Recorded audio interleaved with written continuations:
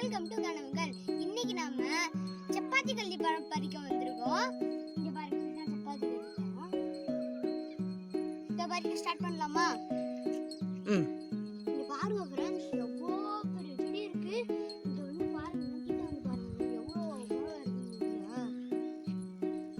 பாருங்க, எவ்வளவு பழம் இருக்கு பாருங்க. இதோ இந்த கிரீன் கலர்ல இருக்கிறது வந்து காய். இந்த மாதிரி அந்த மாதிரி வர்றது வந்து பூ. கிரீன் கலர் இன்னும் வராமல் இருக்கிறது வந்து பூ. இந்த பிங்க் கலரும் கிரீனும் சேர்ந்த மாதிரி இருக்குல்ல, அது வந்து பழம். பிங்க் கலரா இருக்கிறது எல்லாம் பழம். ஆமாம், கிரீன் கலர்ல இருக்கிறது எல்லாம் காய். இந்த இது வந்து பூ. இந்த இது வந்து மொட்டு. மொட்டு. இது காய். இது காய். யாரும் பறிச்சிருக்காங்க? யாரும் பறிக்கல. இதுதான் பூ.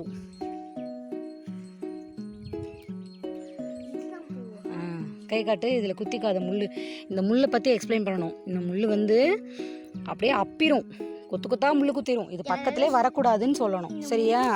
யாராவது தொட்டாலே கையில் அப்படியே ஒட்டி இருக்கும், எடுக்கவே முடியாது. இந்த முள்ள இது பக்கத்தில் போனாலே கேர்ஃபுல்லாக போகணும் ஃப்ரெண்ட்ஸ். இதுக்கு இங்கிலீஷில் பேர் வந்து கேக்டஸ் பிளான்ட்டு. இந்த சப்பாத்தி கல்லி பேர்.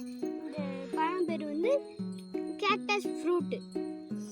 ஹலோ ஃப்ரெண்ட்ஸ், உங்களில் நிறைய பேருக்கு இந்த சப்பாத்தி கல்லி பழத்தை பற்றி தெரிஞ்சிருக்க வாய்ப்பு இருக்குது. தெரியாதவங்க தெரிஞ்சுக்கோங்க. இது அதிகமாக கிராமப்புறங்களில் காணப்படும். இது அதிகமாக வறட்சியை தாங்கி வளரக்கூடிய ஒரு செடி. இதுக்கு அதிகமாக தண்ணி தேவைப்படாது.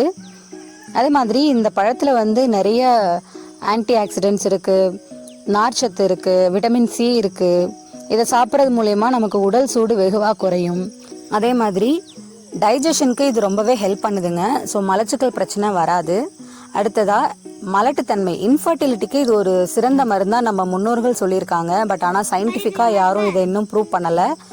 ஸோ இது மட்டுமே இன்ஃபர்டிலிட்டிக்கு மருந்தான்னு கேட்டிங்கன்னா கிடையாதுங்க. உங்களோட நம்பிக்கை. நீங்கள் வந்து நேச்சுரல் இன்டேக்காக இதை எடுத்துக்கணும்னு விருப்பப்பட்டீங்கன்னா எடுத்துக்கலாம். அதே போல் இந்த செடியை உயிர்வேலியாகவும் அமைச்சிருக்காங்கங்க. நம்ம பயிர்களை சுற்றி தடுப்பறை அமைக்கிறதுக்கு இந்த சப்பாத்தி கல்லி செடியை உயிர்வேலியாக அமைச்சிருக்காங்க அந்த காலத்து பெரியோர்கள். இது மாதிரி எண்ணற்ற சிறப்பம்சங்கள் இந்த செடியிலையும் இந்த பழத்துலையும் அடங்கி இருக்குதுங்க. இதை வந்து நம்மளோட வருங்கால சந்ததியினருக்கும் நம்ம தெரியப்படுத்தணுங்க. இந்த பழத்தோட டேஸ்ட்டு கிட்டத்தட்ட டிராகன் ஃப்ரூட் மாதிரியே இருக்குங்க. பட் ஆனால் டிராகன் ஃப்ரூட்டை விட இது கொஞ்சம் ஸ்வீட்னஸ் அதிகமாக இருக்கும். டிராகன் ஃப்ரூட் வந்து கொஞ்சம் சப்புன்னு இருக்க மாதிரி இருக்கும். இதில் கொஞ்சம் ஸ்வீட்னஸ் அதிகமாக இருக்கும். நேச்சுரலாகவே நம்ம குழந்தைங்களுக்கு தாராளமாக சாப்பிட கொடுக்கலாம். ரொம்ப ஜூஸியாக இருக்கும், சூப்பராக இருக்கும் சாப்பிட்றதுக்கு. இந்த பழத்தை நீங்கள் எங்கேயாவது பார்த்தீங்கன்னா கண்டிப்பாக உங்கள் குழந்தைங்களுக்கு இதை காமிச்சு கொடுங்க. இதை சாப்பிட்லாண்டா கண்ணா அப்படின்னு சொல்லி கொடுங்க. இதில் எவ்வளோ நற்குணங்கள் இருக்குதுன்னு சொல்லுங்கள் அவங்களுக்கும். அவங்களும் ஆரோக்கியமாக வாழட்டும். நம்ம தலைமுறையோடு இது அழிஞ்சு போக வேண்டாம்.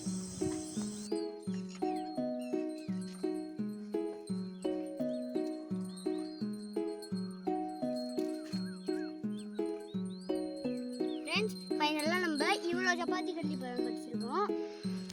இவர் வந்து சாப்பிடணுமா இப்பயே எடுத்து இங்கே பாருங்களேன், எங்கே போறாரு. கை விட்டுறாத, கையில் முள்ளு குத்திரும். முள்ளு குத்திரும் ஃப்ரெண்ட்ஸ். இப்போ நான் ஒரு பழம் சாப்பிட போகிறேன். சாப்பிட்டு எப்படி இருக்குன்னு சொல்கிறேன், பார்க்குறீங்களா ஃப்ரெண்ட்ஸ்? இது எப்படி தான் ஃப்ரெண்ட்ஸ் தேய்க்கணும், முள்ளெலாம் இருக்கும் ஃப்ரெண்ட்ஸ்.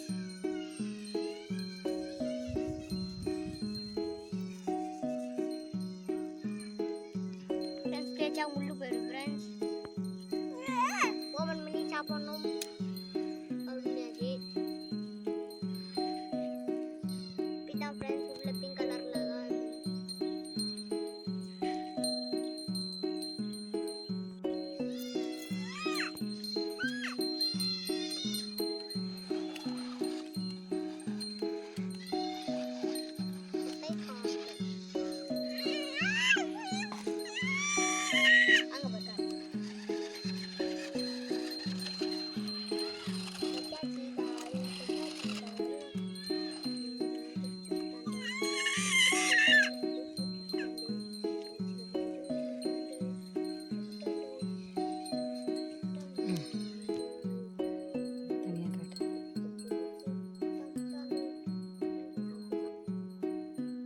ಟೋಟಲ್ಲ ತಿನ್ನಡಾಲೆ